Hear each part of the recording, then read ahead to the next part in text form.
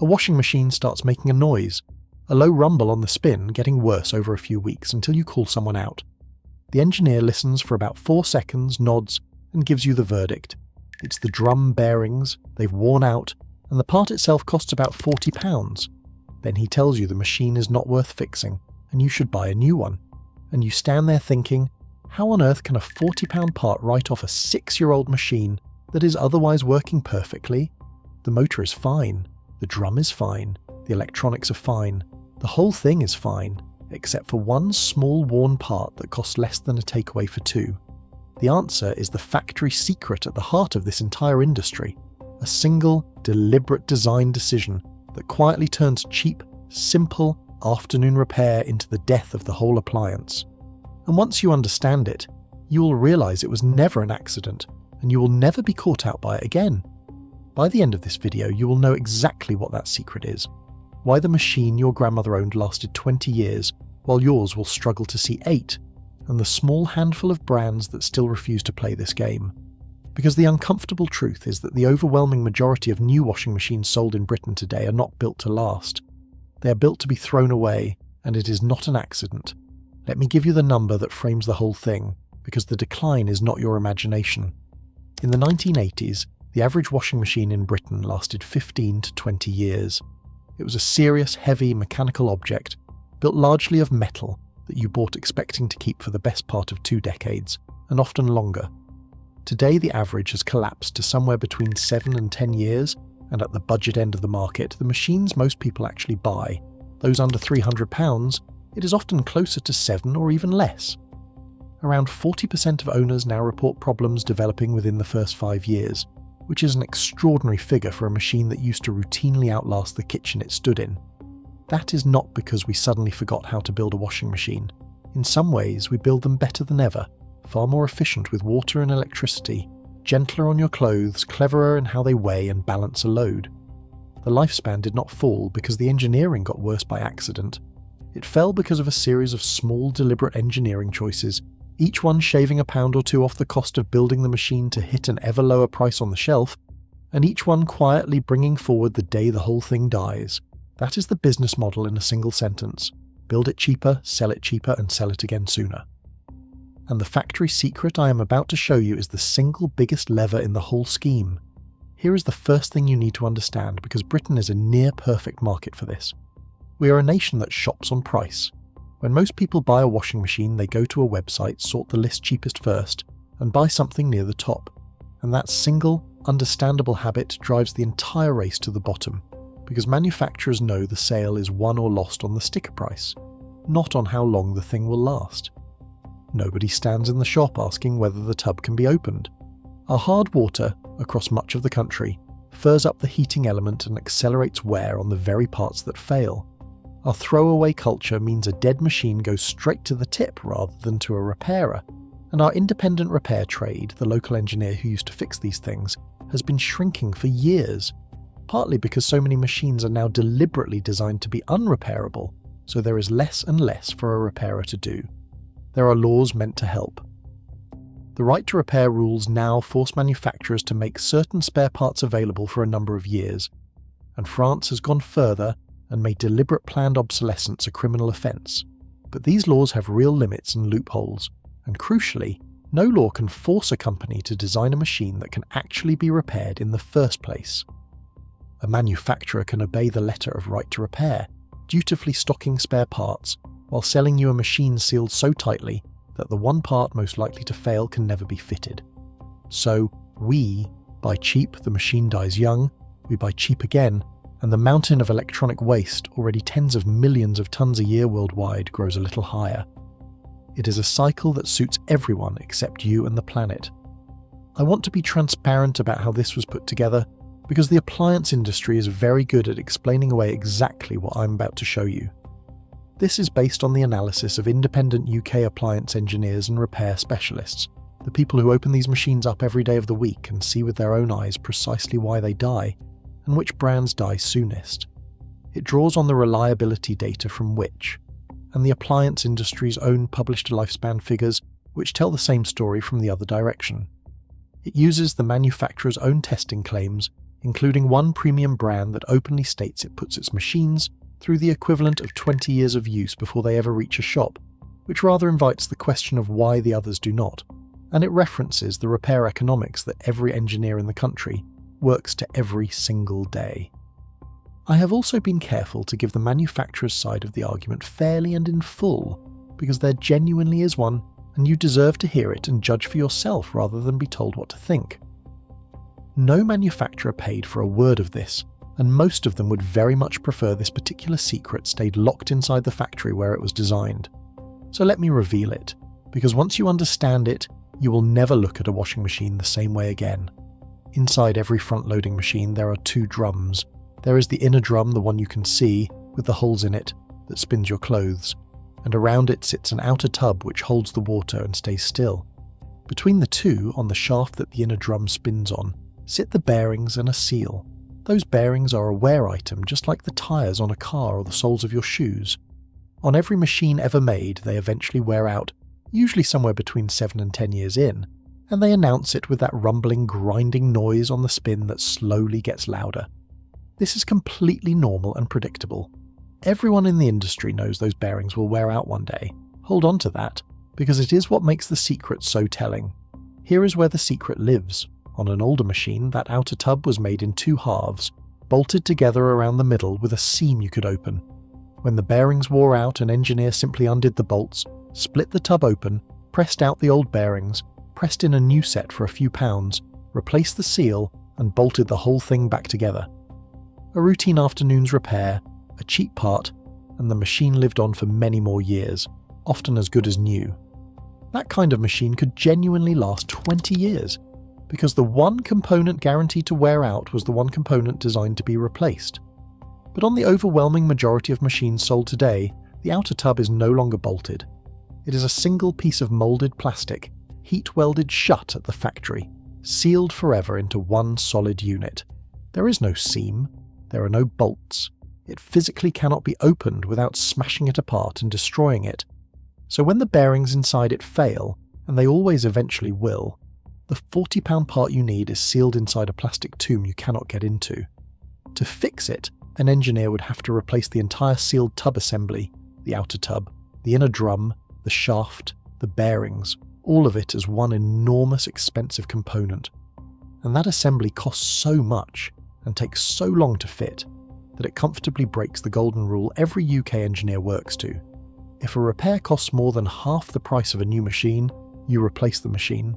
So a £40 bearing becomes a death sentence for a perfectly good appliance whose motor, drum, electronics and body are all absolutely fine. That is the factory secret. The one part that was always certainly guaranteed to fail has been deliberately sealed inside a box that cannot be opened.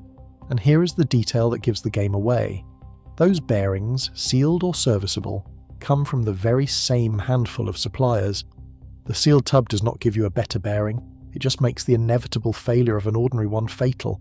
And once you see that one trick, you start to see the others everywhere, because it is not a single decision, it is a whole philosophy of cost-cutting applied to every part of the machine. Metal parts have been quietly replaced with plastic ones, including the spider, the cross-shaped metal arm that holds the drum and takes the whole load of a spinning wash, which on cheaper machines is made of an aluminium alloy that can corrode from years of detergent and water until it weakens and cracks, taking the drum with it. The electronic control board, the brain of the machine, is increasingly a proprietary circuit board built specifically for that one model, and when it fails, and modern electronics fail far more often than a simple old-timer ever did, the part can cost more than the whole machine is worth if the manufacturer even still makes it. The concrete counterweights that keep the machine steady have been trimmed and cheapened. The components are thinner, the motors more marginal, the plastics more brittle. Every one of those choices saves the manufacturer £1 or £2 per machine, multiplied across millions of units, and every one of them quietly brings the failure date closer. And running through all of it, tying the whole story together, is the warranty, which is the single most honest number the manufacturer will ever give you. When a company offers a 1-year warranty on a washing machine, they are telling you, in the politest possible language, that they fully expect it to start going wrong not long after that year runs out. When a company offers 5 years, or 10, They are telling you they have built something they are genuinely not afraid to stand behind for that long. The warranty is the manufacturer's own confession about its own machine, printed right there on the box, and almost nobody ever reads it before they pay. Now, I promised I would be fair, and I will, because this is where most videos on this subject fall down. The manufacturers have a defense, and it is not nothing, so let me put it to you honestly. They argue that the sealed tub is a genuine engineering simplification, that it is lighter, cheaper to produce, and actually less prone to leaking than an old bolted tub with a seam running right through the middle of it, where water sits under pressure. They argue that bearing failure is a normal end-of-life event that happens on every washing machine eventually, sealed or not, and that plenty of old split-tub machines died of completely different faults: a burnt-out motor, a cracked drum, a dead board, long before their bearings ever became a problem, so the ability to change the bearings would have made no difference to them anyway. And there is real, genuine truth in all of that. Bearings do wear out on every machine, and a sealed tub does not make them wear out one day sooner.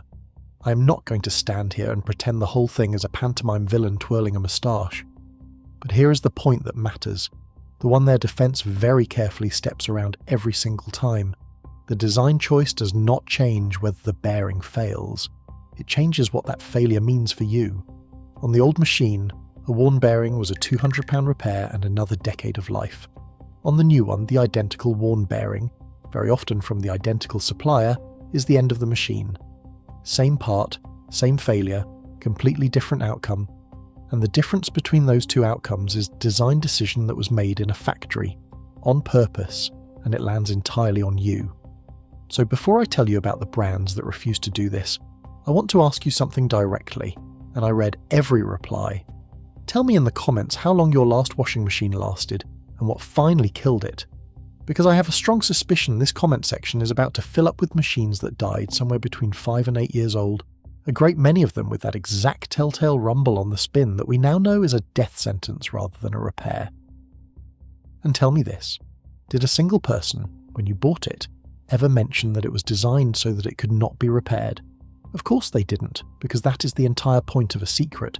It only works while you don't know it is there. Now, the good news, because it is not all garbage, and this is the 10% worth knowing about.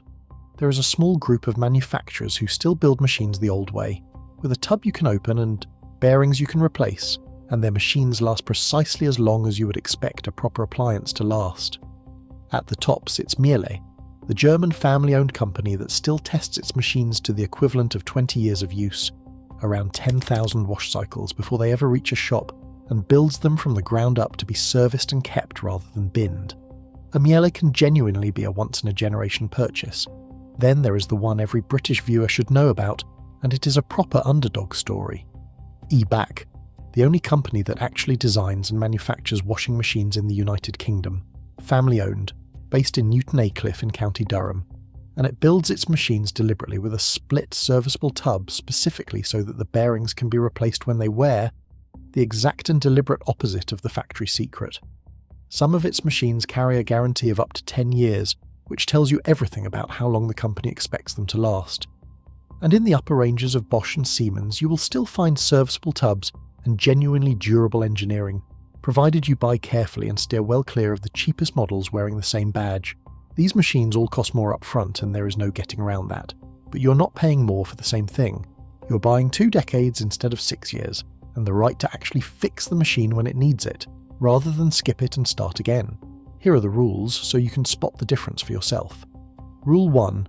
Before you buy, find out whether the tub is sealed or serviceable, and it is a completely fair question to put to a retailer, because a machine with a repairable bolted tub can be kept alive for decades, while a sealed one is a countdown timer with a spin cycle, however shiny it looks in the shop.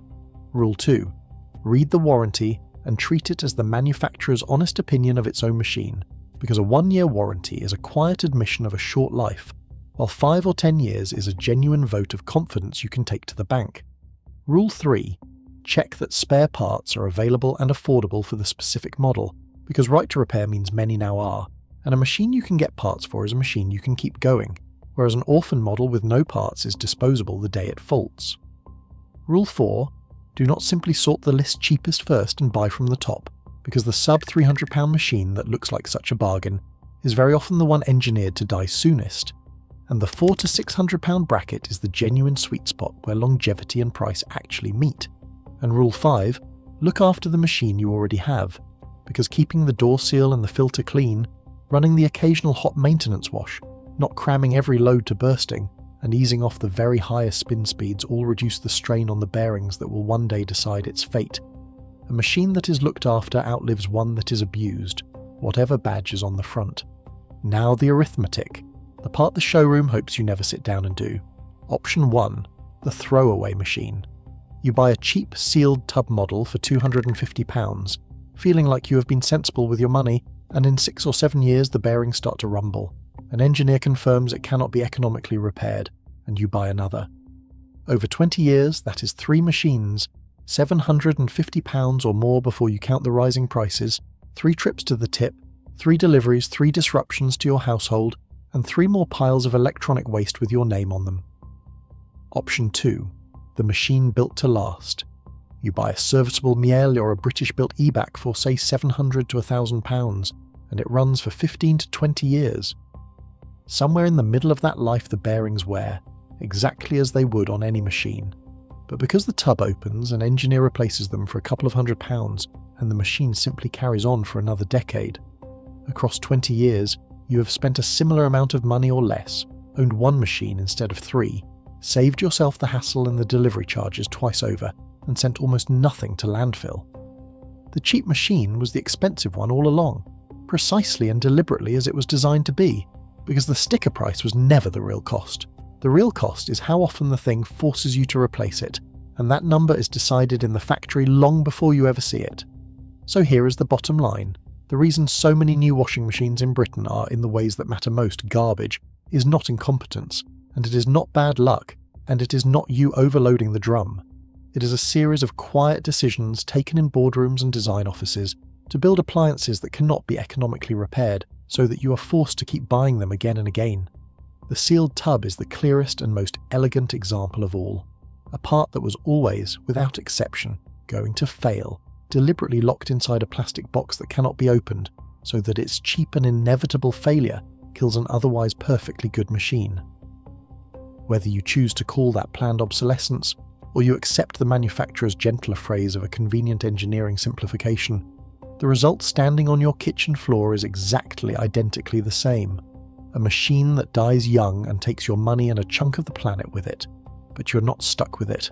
And that is the whole point of knowing. Ask whether the tub can be opened. Read the warranty like it means something, because it does. Buy from the small minority who still build things to be kept. And when you can, buy the British machine that was designed to be repaired rather than replaced. The factory secret only ever works on the people who never learn. As of about 8 minutes ago, you're no longer one of them. If this video changed how you see the machine in your kitchen, subscribe so you never miss the next one, and send it to anyone about to buy a new washing machine. That is all.